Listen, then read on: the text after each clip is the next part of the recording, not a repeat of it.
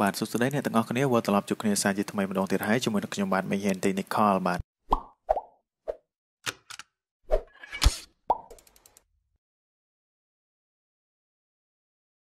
ហើយនៅក្នុងវីដេអូថ្ងៃនេះខ្ញុំនឹងបង្ហាញអ្នកទាំងអស់គ្នាពីរបៀបនៃការដាក់ dark mode នៅលើកម្មវិធី YouTube ដោយប្រើ Google Chrome បាទអ្នកទាំងអស់គ្នា dark mode នេះគឺវាអាចសម្រួលដល់ការប្រើប្រាស់នៅកម្មវិធី YouTube របស់យើងឧទាហរណ៍ថាសម្រាប់អ្នកមើលវីដេអូ YouTube ច្រើនឬក៏អ្នកធ្វើការទៅលើ YouTube ច្រើនគឺវាល្អមែនតើសម្រាប់ការប្រើប្រាស់នៅកម្មវិធី dark mode នេះបាទអ្នកទាំងអស់គ្នាអញ្ចឹង dark mode នេះវាអាចធ្វើការកាត់បន្ថយនៅពន្លឺនៅលើកុំព្យូទ័រនឹងមានន័យថានៅលើ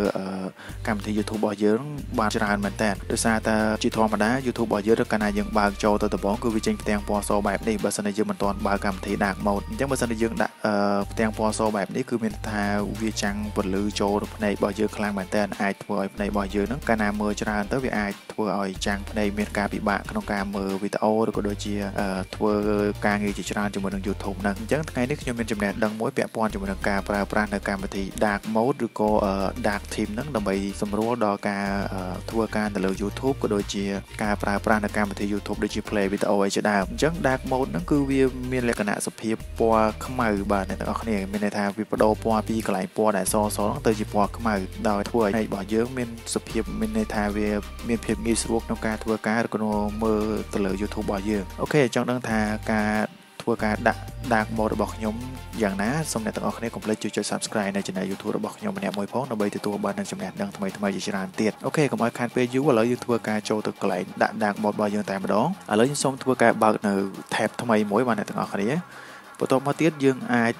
ធ្វើការ log in ជាមួយនឹង account YouTube របស់យើងចូលតែម្ដងបើសិនជាយើងអត់ទាន់មាន account YouTube ចូលទេជាទូទៅបើសិនជា Chrome របស់អ្នកទាំងអស់គ្នាណា browser អ្នកទាំងអស់គ្នាខ្លះវាមានសញ្ញាចុចនៅកន្លែងនេះ3អញ្ចឹងយើងអាចចុចទៅលើសញ្ញាចុច3កន្លែងហ្នឹងទៅគួរវាធ្វើការដាក់ dark mode បានដូចគ្នាប៉ុន្តែសម្រាប់ browser របស់ខ្ញុំគឺអត់មានទេអញ្ចឹងបើសិនជាយើងអត់មានជាមួយនឹងកន្លែងសញ្ញាចុច3កន្លែងនេះទេយើងអាចធ្វើការ click ទៅលើ channel របស់យើងមានន័យថា account របស់យើងហ្នឹងយើងចុចលើវាមកបន្តមកទៀតវានឹងបង្ហាញដូចជា your channel ដូចជា pay membership ដូចជា YouTube Studio ដូចជា switch account ដូចជា sign out អីចឹងទៅហើយកន្លែងដែលយើងត្រូវធ្វើគឺកន្លែងនេះបាទអ្នកទាំងអស់គ្នាគឺ dark theme off បាទអ្នកទាំងអស់គ្នា dark theme off នោះមានន័យថា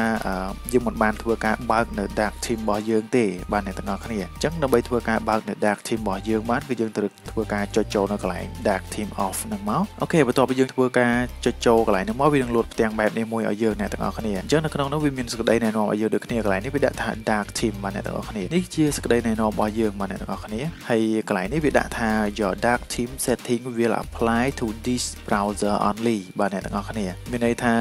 dark theme ហ្នឹងគឺវាប្រើសម្រាប់តែក្នុង setting ទៅលើ browser មួយហ្នឹងទេអញ្ចឹងនៅលើ browser ផ្សេងគឺវាមិនធ្វើការដាក់ dark theme ឲ្យយើងទេអ្នកទាំងអស់គ្នាហើយកន្លែងនេះគឺដាក់ថា dark theme បាទអ្នកទាំងអស់គ្នាហើយចំណុចដែលយើងត្រូវធ្វើការចុចបិទបើកហ្នឹងគឺនៅកន្លែងនេះបាទអ្នកទាំងអស់គ្នាបើសិនជាយើងចុចកន្លែងនេះឲ្យវាមកខាងនេះមានន័យថាបើកឥឡូវធ្វើការបើកតែម្ដងคลิกលើវាមក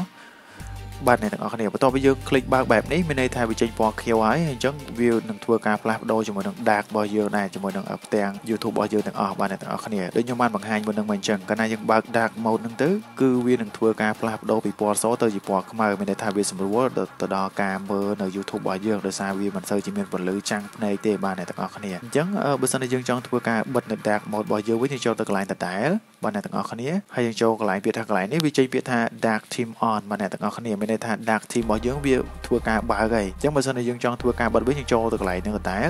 ហើយនឹងសូបែបនេះមកហើយយើងធ្វើការចុចបិទវាមកវិញមកវានឹងធ្វើការបិទជាមួយនឹង dark theme របស់យើងហើយតែសម្រាប់ខ្ញុំគឺខ្ញុំចង់បើកវាមានន័យថាវាភាពងាយស្រួលក្នុងការមើលនៅផ្ទាំង browser ក៏ដូចជា YouTube របស់យើងហ្នឹងឥឡូវយើងធ្វើការបើកវាវិញបាទអ្នកទាំងអស់គ្នាអូខេនៅក្នុងមេរៀនថ្ងៃនេះគឺមានតែប៉ុណ្្នឹងទេកុំភ្លេចអ្នកទាំងអស់គ្នាកុំភ្លេចជួយ Subscribe នៅ Channel YouTube របស់ខ្ញុំម្នាក់មួយផងដើម្បីទទួលបាននូវចំណេះដឹងថ្មីៗជាបន្ថែមទៀតហើយបើសិនជាមានចំណុចខ្វះខាតត្រង់ណាមិនសមរម្យក៏សូមខន្តីអភ័យទោសផងដែរជាចុងក្រោយខ្ញុំបាទMengHean ទី Nicole ក៏សូមអរគុណសូមគោរពលាបាទជួបគ្នានៅវីដេអូក្រោយទៀតបាទបាយបាយ